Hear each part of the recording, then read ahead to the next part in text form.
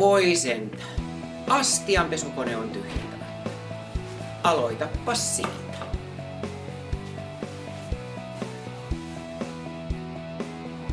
Voit laittaa puhtaat käsineet käsiin. Tai vaihtoehtoisesti voit käyttää desinfioivaa käsihuudetta. Vältä koskettamasta käsillä hiuksia, suuhun, nenään tai aivastamista käsiin. Jos näin käy, pese kädet tai käsineet. Muistathan käsitellä astioita puhtain käsinein tai käsin. Aseptiseen siivoukseen kuuluu myös, että pidät kätesi ja käsineesi puhtaana työn ajan. Kun kädet ja käsineet likaantuvat, pese ne työn välissä. Kädet pestään aina työtä aloittaessa ja siirryttäessä työvaiheesta toiseen. Käsihuhteen käytöllä voidaan korvata osa käsien pesusta.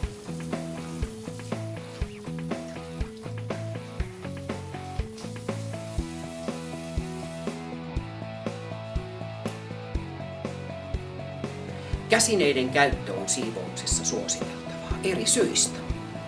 Mikrokuitupyyhettä käytettäessä käsineet suojaavat ihoasi kuivumiselta. WC:n siivouksessa käsineet suojaavat mikrobeilta. Jotkin käsineet suojaavat myös viilloilta ja kolmuilta.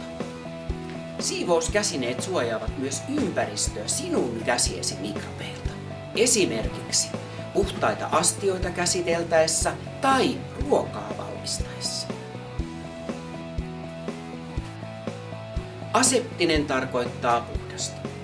Siivotessa lika poistetaan pinnalta.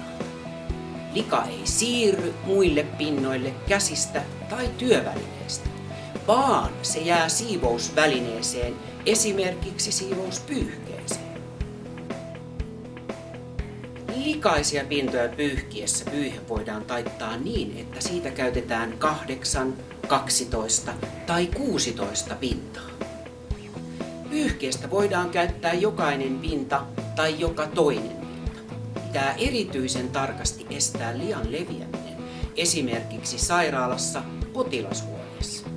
Pidetään kättä aina puhtaalla pyyhkeen pinnalla.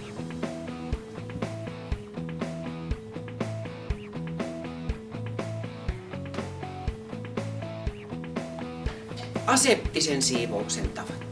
Siivoa ensin ylhäällä olevat pinnat. Aloita puhtaista pinnoista ja etenen lopuksi likaisiin pintoihin tai tiloihin. Siivoa kuivat ja lopuksi kosteat pinnat tai tilat. Esimerkiksi ensin tasopinnat kuten pöytä, sitten kosketuspinnat kuten ovenkahva ja lopuksi lattia.